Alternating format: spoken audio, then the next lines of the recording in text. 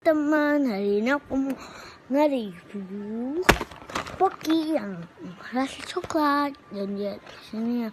Ayo kita buka di belakang tuh, ini ada tulisan buka. Kita ambil sini. Plastiknya kayak gini. Pocky ada tulisannya dan ini ada belakang. Kayak gini. Kita udah dulu. Dan ini Pocky-nya. Aku udah harap itu soalnya aku sayawan. Biasanya kita nggak ada sayawan di luar.